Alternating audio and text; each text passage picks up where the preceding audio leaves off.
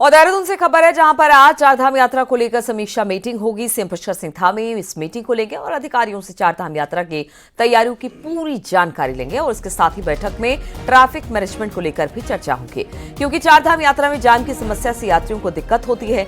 लिहाजा इस बार ट्रैफिक को लेकर फुल प्रूफ तरीके से प्लान बनाया जा रहा है। बातचीत करने के लिए सुनील नवप्रभात हमारे साथ देहरादून से जुड़ गए फोन लाइन पर। सुनील, आज मुख्यमंत्री की अहम बैठक चारधाम यात्रा को लेकर, लेकिन इस बार सबसे ज्यादा फोकस बताया जा रहा है कि ट्रैफिक को लेकर रहने वाला है, क्योंकि पिछले काफी समय से हमने देखा कि जब दबाव ज्यादा होता है तो ट्रैफिक की व्यवस्था चरमरा सी जाती है। तो ट्रैफिक तो यह अहम मुद्दा होगा ही, साथ ही और कौन कौन से मुद्दे होंगे?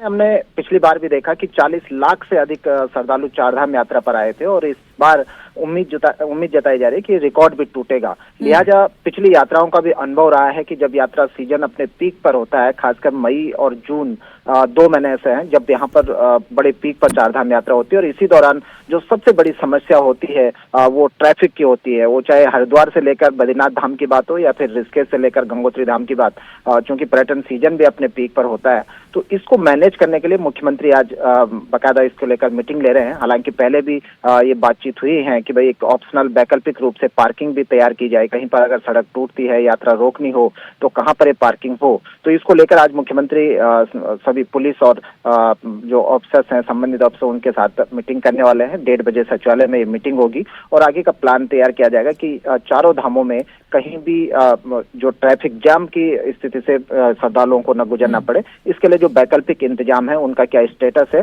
इसकी पूरी रिपोर्ट भी आज मुख्यमंत्री लेने वाले हैं। जी ठीक है सुनील, आगे भी आपसे अपडेट लेंगे। फिलहाल बहुत बहुत शुक्रिया हमारे साथ जुड़ने के लिए।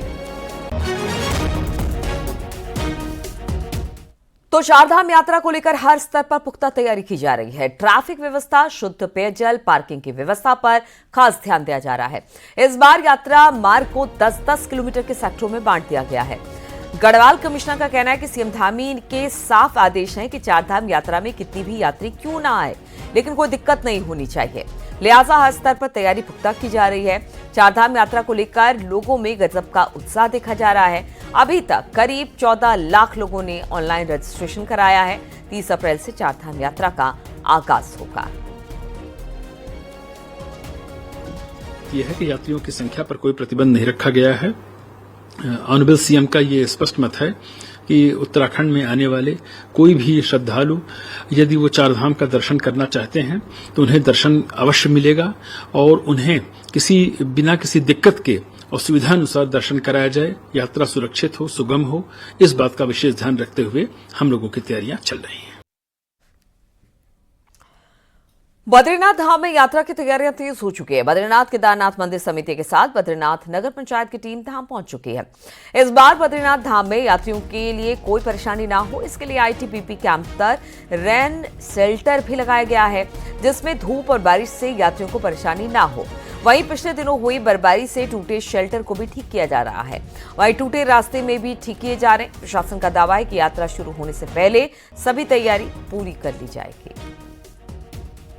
किसी की एमिनिटी जो हमारे गेस्ट हाउस है उनको हमने मरम्मत कार्य शुरू कर दिया है और जितने भी ध्वस्तीकरण हो रखे, चाहे सीढ़ियां हैं, चाहे तप्त कुंड है और वहाँ पर रेन शेल्टर है, उस रेन शेल्टर हो गया। और एक चीज़ बताते हैं, मुझे खुशी बुरी शासन द्वारा ही जो रेन शेल्टर को माणा आईटीबी कैंप तक इस बार विस्तारीकरण किया जाएगा और उससे क्या होगा कि श्रद्धालुओं को अच्छे तरीके से दर्शन हो पाएंगे, धूप और वर्षा से बचाव रहेगा। और साथ ही साथ जितने भी रिपेयरिंग वर्क है वो हम बिल्कुल ठीक कर रहे हैं और मुझे लगता है कि यात्रा सीजन से पूरे हम लोग अपनी पूरी तैयारी कर लेंगे। सीएम पुष्कर सिंह धामी ने प्रशासनिक व्यवस्था में सुधार के लिए कड़े कदम उठाने शुरू कर दिए हैं। खासतौर पर डेपुटेशन पर सख्ती दिखाई है। विभागों में डेपुटेशन के लिए पहली बार गाइडलाइन तय करने के बाद अब मुख्यमंत्री ने उन सभी कर्मचारियों के ट्रांसफर के निर्देश दिए जो 3 साल से ज्यादा समय से एक ही जगह पर तैनात हैं। सोमवार को सभी डीएम के साथ हुई वर्चुअल मीटिंग में मुख्यमंत्री ने इस पर तत्काल एक्शन लेने के निर्देश दिए। इसके साथ मुख्यमंत्री सड़कों की मरम्मत, पानी की सप्लाई और जंगलों की आग पर नियंत्रण करने पर विशेष जोर दे रहे हैं। सीएम ने अतिक्रमण और अवैध मदरसों के खिलाफ अभियान चलाने को भी कहा है। मुख्यमंत्री ने कहा कि जन शिकायतों का जल्द समाधान हो, इसके लिए नियमित जनता दरबार, तहसील दिवस का आयोजन किया जाए और सभी डीएम को 15 दिन के भीतर सभी सड़कें गड्ढा मुक्त कराने के निर्देश भी दिए गए हैं।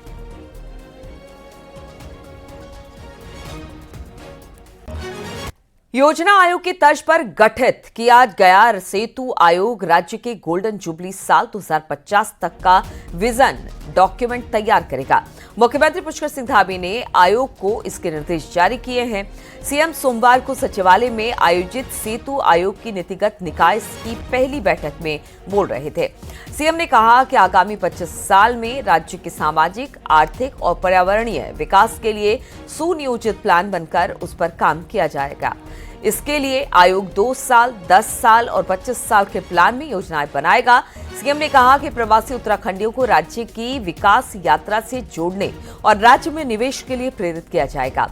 मीटिंग में आयोग से जुड़े अफसरों के अलावा मंत्री धन सिंह रावत, गणेश जोशी, रेखा आर्या भी शामिल रहे।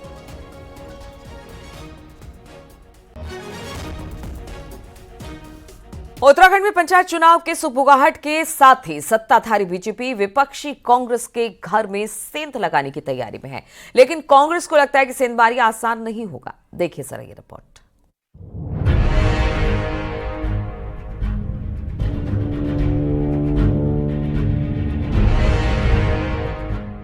तीन दिन पहले अल्मोड़ा जिले के कांग्रेसी विधायक मदन बिष्ट ने सीएम पुष्कर सिंह धामी की तारीफ में नारे लगवाए तो राजनीतिक जानकार इसके अलग अलग मायने निकालने लगे।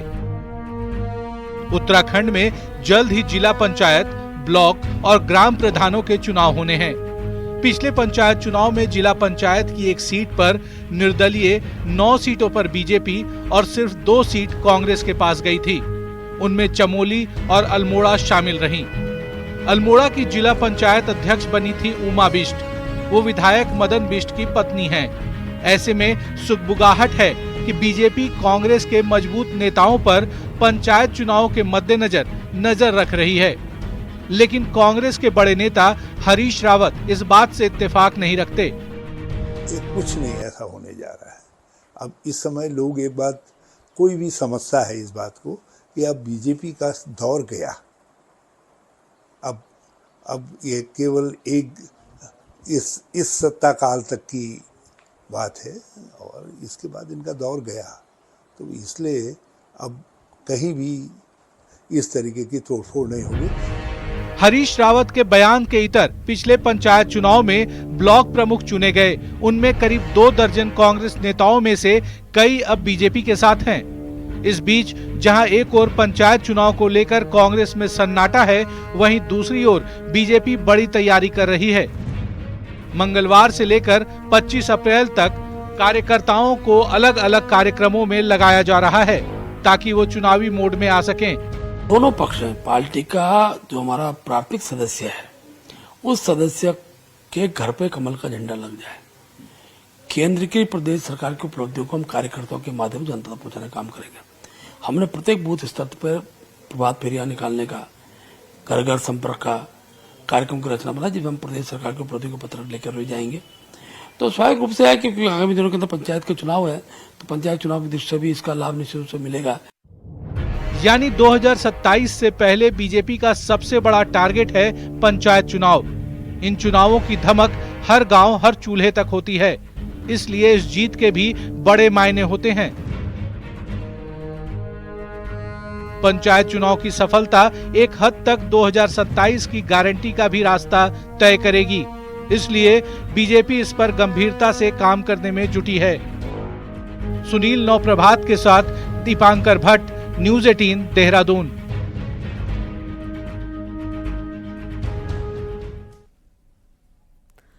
हरिद्वार के सांसद त्रिवेंद्र सिंह रावत ने नदियों के विलुप्त होने पर चिंता जताई। सोमवार को हरिद्वार के लक्सर क्षेत्र में दौरे पर रहे सांसद त्रिवेंद्र सिंह रावत ने सुल्तानपुर स्थित पंचलेश्वर महादेव मंदिर में दर्शन किए और बाण गंगा के तट पर जाकर निरीक्षण किया।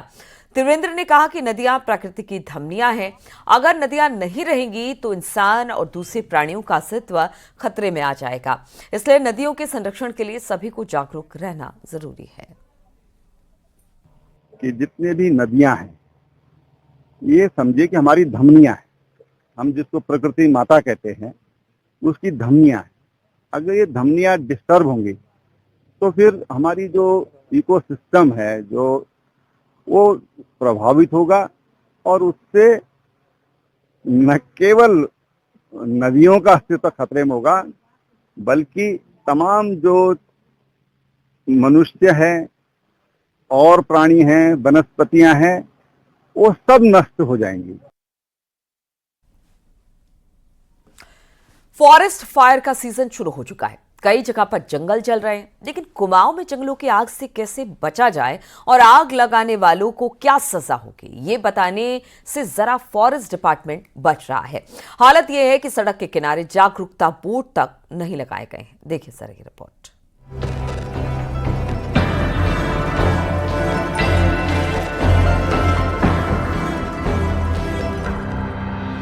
गर्मी शुरू होती ही कुमाऊं में नैनीताल के इन जंगलों से लेकर भारत चीन सीमा में मौजूद पिथौरागढ़ तक के जंगल धधकने लगे हैं। फॉरेस्ट डिपार्टमेंट की ड्रिल इस आग के आगे खाक है। पिछले सालों में भीषण आग का सामना कर चुका फॉरेस्ट डिपार्टमेंट तो इतना स्लो है कि लोगों को आग से बचने के उपाय बताने में भी नाकाम है। ऐसे में कुमाऊं के कमिश्नर को विशेष आदेश जारी करने पड़े हैं। पेनल्टीज क्या क्या हैं यदि आप आग लगाते हैं, वो कम दिख रहा था। इसके अलावा फॉरेस्ट फायर्स पे भी थोड़ा प्रचार सामग्री कम दिख रही थी, उसको लगाने के लिए कहा गया है। सेकेंडली, इस बात पे मैंने जोर दिया सभी डीएफओस को कि आग जहां भी लग रही है, इस बात को भी जरूर देखना आवश्यक है कि इसके पीछे कोई ऐसे एलिमेंट्स तो नहीं है जो आग लगा रहे हैं जानबूझ के। हालांकि तराई और भाबर के जंगल अभी सुरक्षित हैं। यहां तैनात अधिकारियों का दावा है कि उनकी तैयारी पूरी है। भले ही सार्वजनिक जगहों पर अभी प्रचार प्रसार न दिख रहा हो, लेकिन विभाग ने माइक्रो मैनेजमेंट कर रखा है, जिससे आग लगने की घटना की जानकारी तुरंत मिल सकती है और जल्द बचाव कार्य शुरू किया जा सकता है। तो जो अभी तक जो घटनाएं अगर हम पिछले साल से कंपेयर करें तो लगभग जो है 75% कम घटनाएं हुई हैं हमारे वन प्रभाग में, जो अभी की स्थिति है। तो हम उम्मीद करते हैं इस बार हमारी तैयारी पूरी है और हम उम्मीद करते हैं कि वनाग्नि की रोकथाम हम बेहतर ढंग से कर पाएंगे। जाहिर है जंगल की आग को लगने के बाद बुझाना लोहे के चने चबाने जैसा है, इसीलिए फॉरेस्ट फायर के मामले में सावधानी ही एकमात्र बचाव है। ऐसे में अब कुमाऊं कमिश्नर के आदेश का वन विभाग पर क्या असर होता है, ये देखने वाली बात होगी। हल्द्वानी से न्यूज़ 18 के लिए शैलेंद्र नेगी की रिपोर्ट।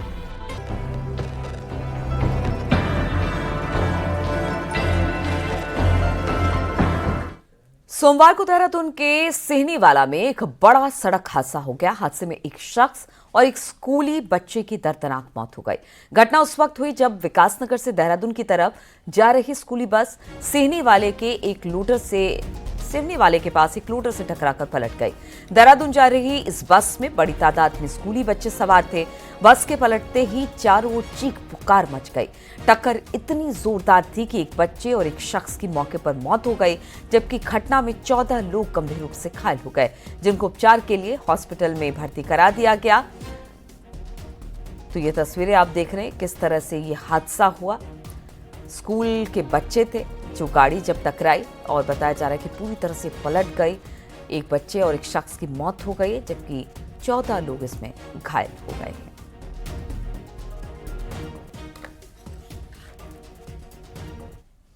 रुड़की के भगवानपुर इलाके में खनन सामग्री से लदे डंपर की चपेट में आने से बाइक सवार की मौत हो गई।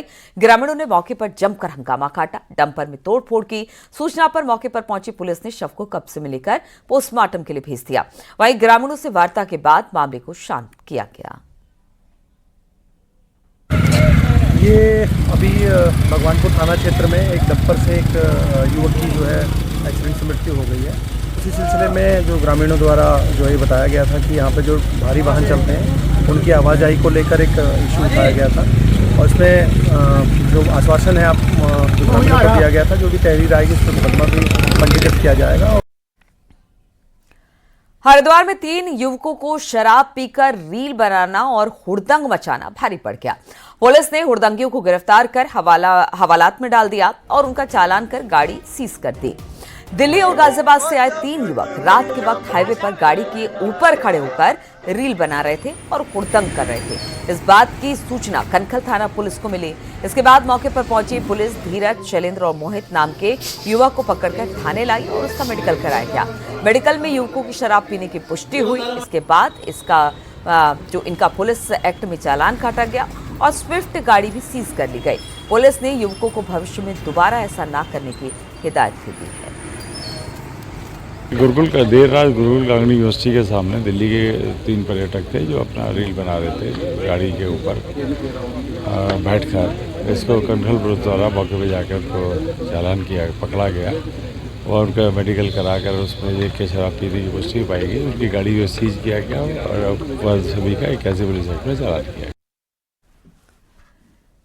देहरादून के जॉली ग्रांट एयरपोर्ट से मसूरी के लिए रेगुलर हेली सर्विस सोमवार से शुरू हो गई। 6 सीटर हेलीकॉप्टर रोजाना एक उड़ान भरेगा। जॉर्ज एवरेस्ट मसूरी से दोपहर 3 बजे उड़ान का वक्त है, जबकि जॉली ग्रांट एयरपोर्ट से 3:30 यानी कि 3:30 बजे का समय रखा गया है।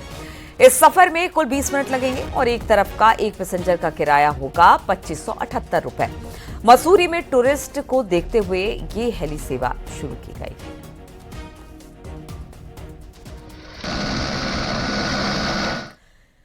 भारत तिब्बत सीमा पुलिस बल को सोमवार को 36 नए युवक अधिकारी मिल गए। मसूरी में आईटीबीपी की पासिंग आउट परेड का आयोजन किया गया। 1 साल की कड़ी ट्रेनिंग के बाद युवा अधिकारी अब आईटीबीपी की मुख्यधारा में शामिल हो रहे हैं। पास आउट होने वालों में हरियाणा से 7, उत्तर प्रदेश से 6, केरल से 4, राजस्थान, हिमाचल प्रदेश और दिल्ली से 3, मध्य प्रदेश, तमिलनाडु और मणिपुर से 2, महाराष्ट्र, बिहार, कर्नाटक और लद्दाख से 1 अधिकारी शामिल हैं। पासिंग आउट परेड में आईटीबीपी वेस्टर्न कमांड के अपर महानिदेशक संजय कुमार चौधरी बतौर मुख्य अतिथि शामिल हुए और परेड की सलामी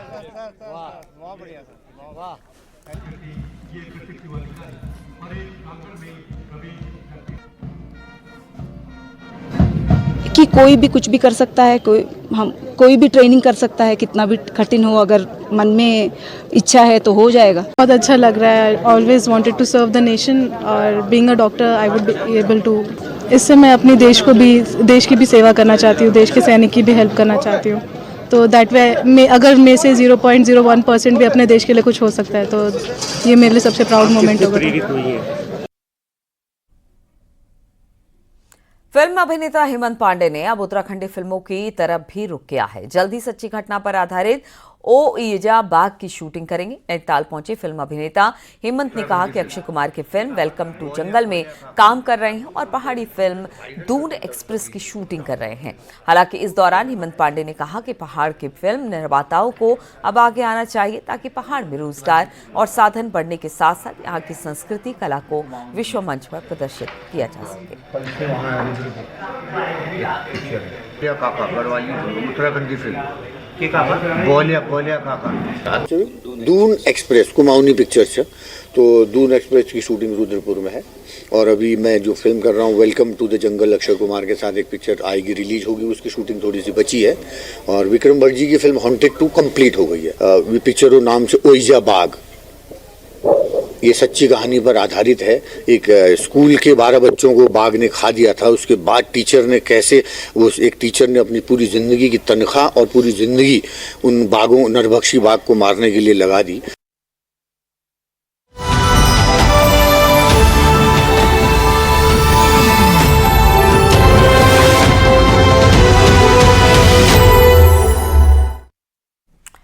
और न्यूज 18 के सबसे बड़े मंच राइजिंग भारत समिट में आज देश के दिग्गज शामिल होंगे।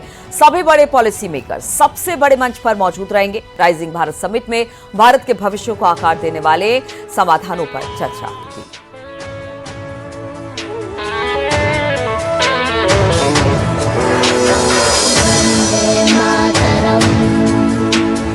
वंदे मातरम, वंदे मातरम, वंदे मातरम।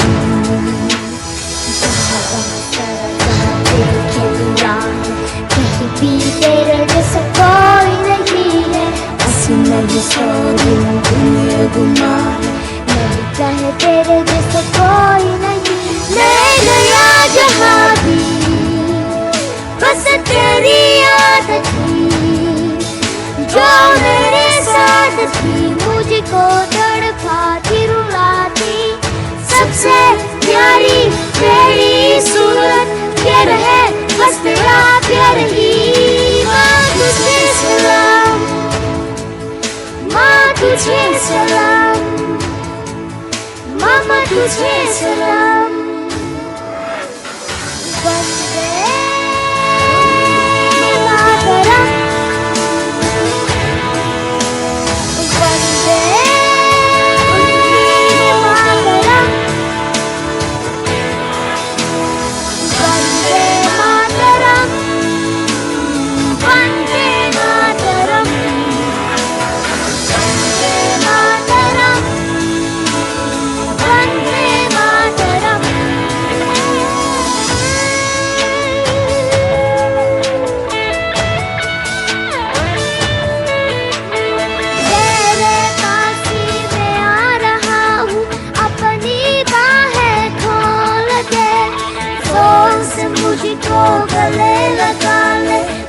देखो फिर वो प्यारी है।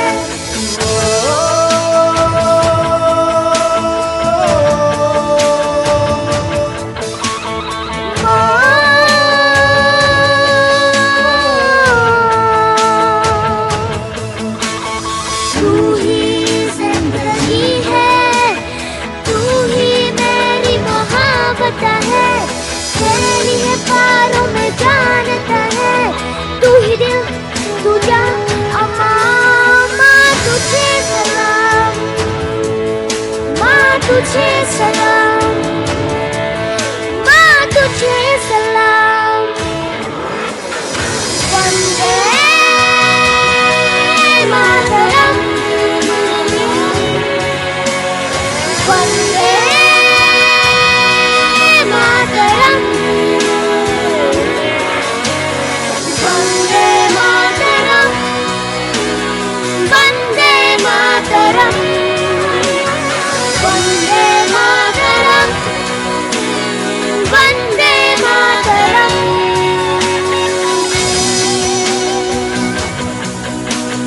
वंदे मातरम,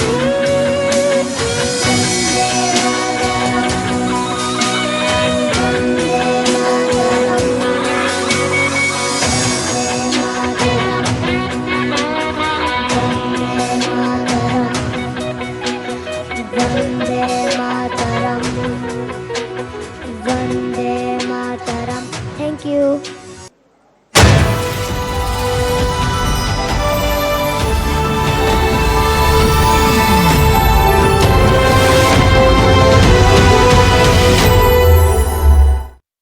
पार्टी में किसी ने नोटिस।